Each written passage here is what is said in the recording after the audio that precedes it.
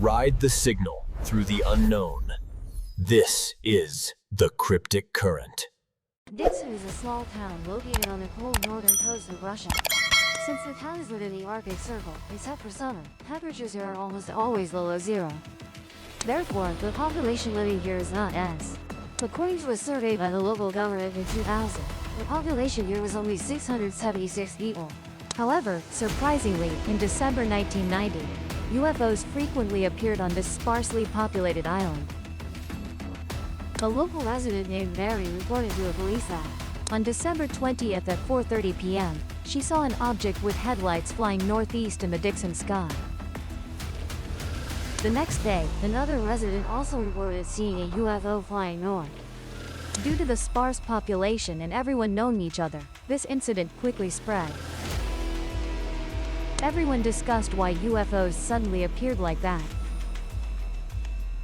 However, what surprised them even more was the frequent UFO sightings discovered by residents were related to an experiment. More importantly, this experiment was not ordinary, but one related to time. In this experiment, humans discovered how to traverse space-time and successfully created a tool to do so. And who knows, you might also be able to create this tool yourself. So what is the truth behind it? If you want to hear a mysterious and unbelievable story, this video certainly one. Today, we will talk about the world's hardest to find experiment. At the same time as KGF. Subscribe to the Gi&Mi Go channel so you don't miss exciting videos.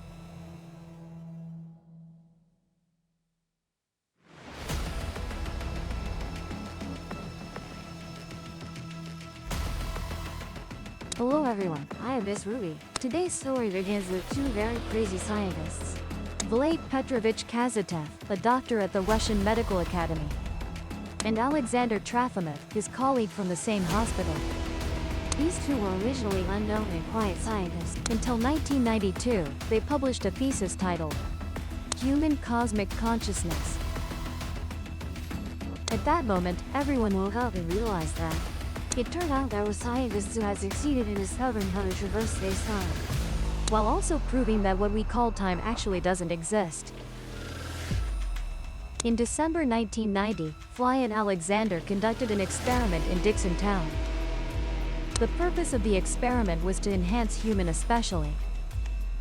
ESP stands for extrasensory perception. This is a supernatural ability, also known as the sixth sense. Those who possess ESP ability don't receive information through the five ordinary senses, but receive information through extrasensory means. For example, telepathy, clairvoyance, clairaudience, and precognition. Hey, quick-witted viewers have probably realized by now. Experimental purpose wasn't. In fact, long before the experiment, they had firmly confirmed the existence of a specialty. And what they needed to do was simply find a way to enhance it. In the early stage of the experiment, the scientists arranged for a shaman named Jasminar to enter a cave in Bulgaria. Before that, Jasminar had no idea how the experiment would be conducted. After she entered the cave, the experimental team randomly pointed to a mural, dating back 10,000 years, and asked her to transmit the image on the mural through telepathy to the laboratory in Dixon, 4,500 kilometers away from Bulgaria. In that laboratory, there was a device. In the device, there is a volunteer named Mr. Ryan. Mr. will receive images transmitted by the shaman through telepathy. Notably, the shaman and Mr. do not know each other.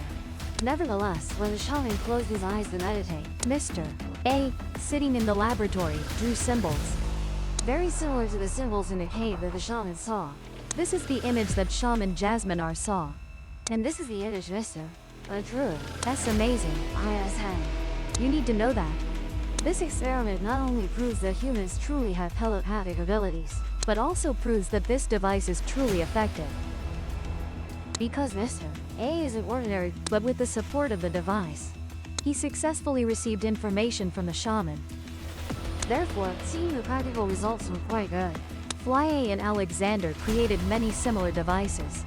But strangely, as soon as the device was activated, in Dixon Town, where the device was located, strange events began to occur. For example, the UFO we just mentioned earlier. Even ordinary windows became more colorful and magnificent. Not only did the outside world change, after the experiment officially began, the two scientists noticed that anyone who entered the device developed an inexplicable sense of fear. In fact, for the first test subject, the scientists had to put in a lot of effort to persuade and finally convinced this person to sit in the device. However, just 5 minutes after sitting in the device, a miraculous energy suddenly exploded in his brain. Next, the test subject reported he could see anywhere on Earth. Moreover, these scenes were not emitted from memory, but appeared directly before the test subject's eyes, as if they were actually there. But this is not the strangest thing, because not long after, the scientists discovered they could not only instantly teleport to any space, they could even teleport to any time. Not to mention, we have talked about many cases of time travel. People from the future and even aliens. These people have all told us how they traveled through time to the past or future. But the book we are about to discuss is very different from what was shared before. Because the author of the book is a scientist, and the content of the book is extremely rigorous experimental reports. Precisely because of that, it will certainly shock many people. In this report, almost all test subjects after entering the device experienced an inexplicable sense of fear and an urgent desire to leave the device. But those who successfully stayed would definitely undergo an unforgettable journey. One participant, Subject B, reported that when he first entered the test, he found it very difficult to focus his attention. Moreover, the longer he stayed, the stronger the sense of fear became. And then shortly after, an incredibly powerful energy impacted his brain. It felt as if his brain was suddenly injected with a lot of information. At the same time, you also discovered the device beside him suddenly became like jelly. In a blink, it turned transparent, and in another blink, it returned to its metallic shell. He even felt as if this device was alive. In just 1 second after this person B wanted to investigate clearly what exactly was happening, he suddenly felt he had been laid out. And the ever-present sense of fear completely disappeared. His consciousness was extremely clear. He even began to see the outside world. This person B said, "I saw a straight road. Here, it's very warm." At this time, both Flyé and Alexander had been listening all along, finding it very puzzling. Besides being both surprised and happy about B's feedback, they were also very clear that no matter what B was seeing now. In short, B's consciousness was no longer here. Because currently outside the laboratory, there was heavy snowfall. But B said he had arrived at a very warm place. Therefore, it was certain that B was no longer in Dixon Town. B continued, "I saw a car running. Suddenly I had a thought to get inside. And then I found myself indeed sitting in the car. The people sitting in the car were a family. In the back was a child about 3 years old. The boy was smiling at me, but he looked very familiar. And just as B was trying hard to recall the child's appearance, the person driving in front turned around and asked, 'Who are you?' At that moment B was extremely shocked, because he had always thought the scene before his eyes was an illusion. But how could an illusion see him? And even more unbelievable was that the driver who saw B was actually his father. Without a doubt, the test subject B just now had traveled back to the environment when he was 3 years old. But since during the experiment, B's parents had already passed away. T asked B whether they had ever encountered a stranger sitting in their car or not. But even so, the result of this experiment still amazed everyone. It's worth noting that the designer of this shocking experiment was not Mr. Vlady or Alexander, but Nikolai Alexandrovich Karziev. He was a famous Russian astrophysicist, and also the first person in history to propose that there is volcanic activity on the moon. Karziev's discovery at that time was even mocked by many people. Because at that time, people believed that the moon was an dead star. Certainly, no geological activity could possibly exist. It wasn't until 1969 that the Apollo program brought moon rocks back to Earth. From then on, composition analysis showed they were finally confirming that the moon indeed had volcanic activity. However, Karziev's earlier discovery was misunderstood, not only about lunar volcanoes but also his timeline theory. Indeed, the mysterious device used in the recent experiment was manufactured based on Karsiev's principles. Therefore, it's also called the Karsiev field. It turns out Karsiev not only believed in the existence of time, but also believed humans could use technology to travel through time. More importantly, he proved his theory. But before understanding Karsiev's theory, we first need to know that time here isn't the hours and minutes as we think. Karsiev believed the universe contains an unidentified type of matter. That type of matter is called time. Karsiev said time is a type of matter with density and energy. We just haven't discovered it yet. We can imagine it like water. Time is like water in a river, having a certain direction. And humans are like passengers sleeping on a boat. We can participate in time, enjoying the scenery which is the present. And the key point here, if time is matter, it means we can control it to manipulate time. For example, we can make the water flow slower, or accelerate the water flow to reach the future. Even reverse the water flow to return to the past. Because time is like a river, when we move from past to present, the past still exists, and the future is also predetermined. Therefore, we previously talked about saints seeing past, present, and future simultaneously. And psychics also say past, present, and future exist simultaneously. What we need to do is control the flow of time. We previously say time doesn't. Why now say it not only exists but is also the key to time travel? Exactly, we previously said many psychics affirm time doesn't exist. Because the time we talk about and understand here is hours and minutes. But for the universe, there's basically no concept of hours and minutes. The time we commonly see exists on Earth, or in Earth's spacetime. Whereas the timeline Karsiev postulates is a different concept. Importantly, Karsiev not only proposed the timeline concept, he also found evidence. For a long time, scientists and philosophers have pondered the problem. How does light in the universe reach human eyes? Modern scientists believe light doesn't need a medium, it travels through vacuum to Earth. But long before that, scholars didn't think so. They believed light in the universe was transmitted by a substance called ether. It's extremely pure, the foundation of all matter and energy, also the reason light travels. By the 19th century, since scholars still couldn't find ether. Additionally, if ether doesn't exist, some physical phenomena are better explained. Therefore, scholars conclusively determined that ether doesn't exist. To find it, we conclude it doesn't. But the problem is we haven't found dark matter either. But do scientists find the existence of dark matter strange? Of course, our main character today, Mr. Kazep, also expressed that he cannot agree with such a conclusion. He believes that just as birds rely on air to fly in the sky, fish rely on water to swim underwater, light relies on ether to travel through the universe. And ether is not a static substance, but actually a dynamic state. Similarly, time is both a type of matter and a form of energy. Therefore, when time passes through ether, it's like fish swimming in water creating ripples. Time also interacts with ether, but their interaction at this moment is stronger. They form a kind of torsional force field. And this torsional force field is precisely the river of time we just compared. The whole world calls it the timeline.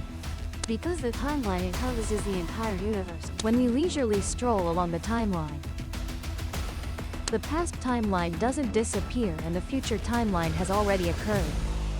Until now, we've always thought of time as a river flowing in only one direction. The past has happened and disappeared, while the future hasn't formed yet. But in Kazep's concept of timeline, when we move forward, the river behind still exists. Similarly, the river ahead that we haven't passed through is already waiting. Empty, it.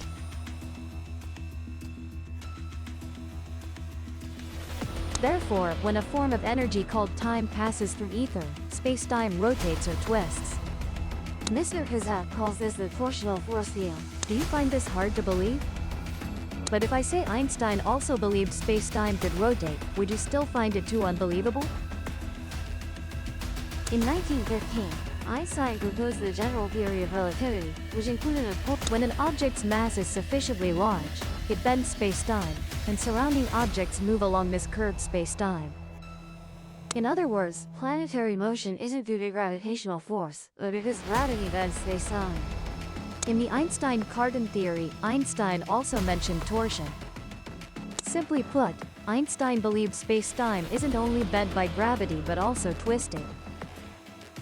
And the cause of space-time torsion is spinning particles. But Mr. Kazak disagrees with Einstein's explanation. He believes what causes space-time to twist isn't spinning particles, but time energy. Here, we temporarily assume Kazak is correct, meaning when time passes through ether it creates a torsional force field.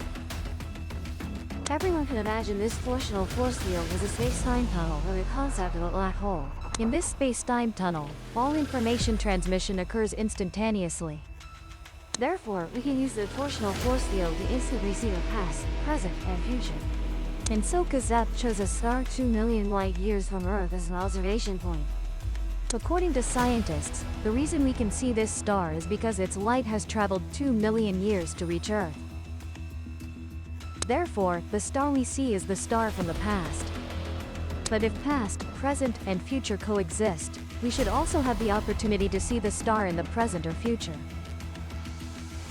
Therefore, Kazak calculated the star's current position after 2 million years, and used a special telescope capable of detecting torsional force fields to aim at that position. Amazingly, he actually detected the star's timeline energy at that location, indicating something is present at this position. Then he calculated the position where the star would be in the future, and again detected energy. Without a doubt, this experiment not only proves past, present, and future coexist, but also proves that in the torsional force field, information can travel instantaneously faster than light. And according to Kazak's words, human consciousness can enter and exit the torsional force field. Once inside, we can arbitrarily observe the past and future. This is why some people can predict the future, because their consciousness is strong enough. For ordinary people with insufficiently strong consciousness, they can rely on the Kazak mirror to focus on enhancing consciousness, hoping to perform Around the 16th century, a famous prophet named Nostradamus appeared in Europe. Famous work.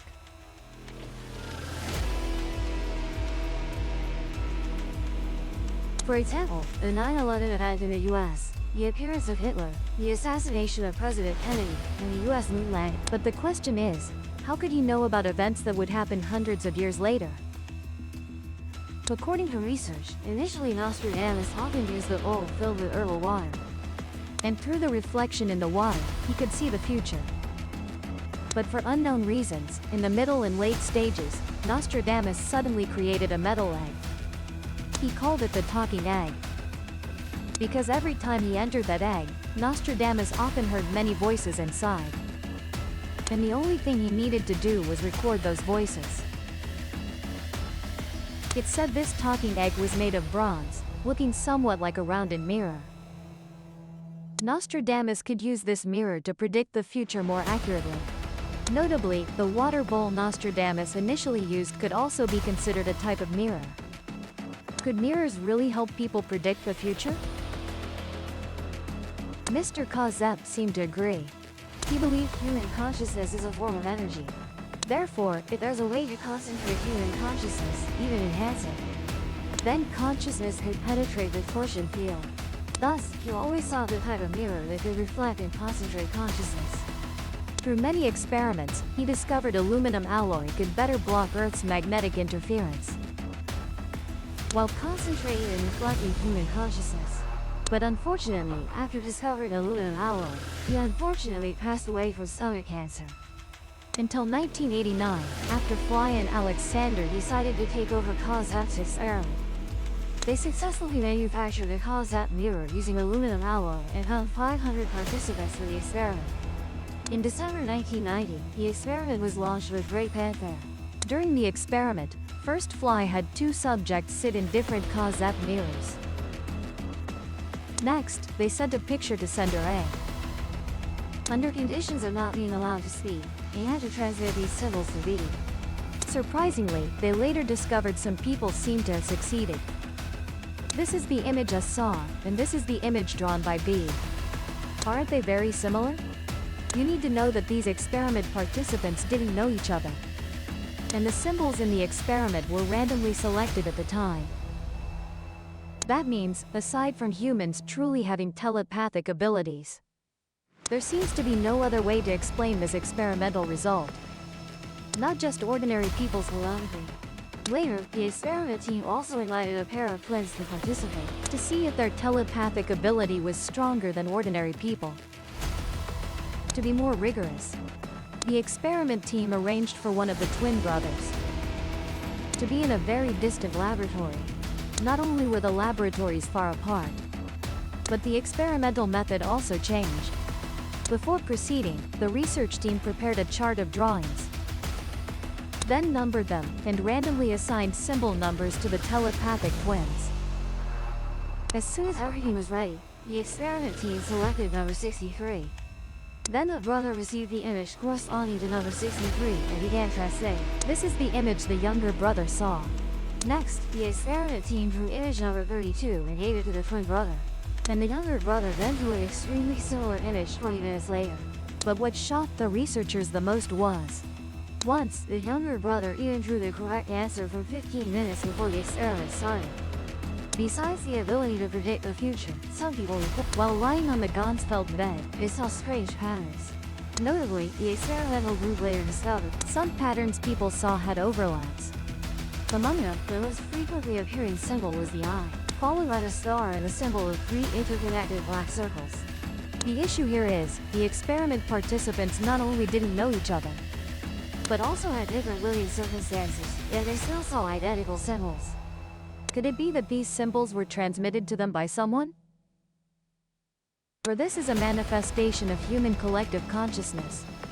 Besides the appearance of overlapping symbols, some participants also reported, after a while, they saw very strange flying objects. Some even said they had gone to very bright places and saw UFOs there. Some even saw pyramids. And the most unbelievable thing was, on the exact day the experiment participants saw UFOs. Outside the Dixon laboratory, there were indeed civilians who saw UFOs flickering. Could it be that aliens received signals from human consciousness? Because right after the UFO appeared, the experimental group encountered something even more astonishing. On January 10, 1991, just as the experiment began, a participant suddenly saw a white humanoid figure in front. At that time, this figure even friendly said to the experimenter, "Good morning." On the same day, another person also heard a mysterious voice asking him, who was with him. At that moment, the participant was extremely surprised and stammered his slang. We are conducting an experiment. What's even more unbelievable is, later more people reported, they had all seen humanoid figures. Some figures spoke very friendly, some did not.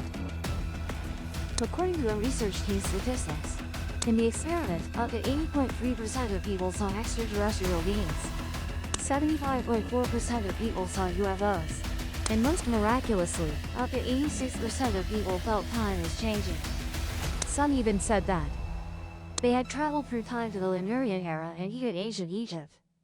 This part is also very interesting. We'll share more details when we have the chance. However, one thing that makes everyone very curious is why such an important experiment is known by so few people. After all, the experiment has so much data, and the countries conducting it are all genuine researchers. But the experiment results aren't taken seriously by many. Could it be that someone is deliberately hiding the discovery of time transcending consciousness? And our problem now is, should we rely on the published parameters to create a time machine or not? I wonder what everyone's opinion is.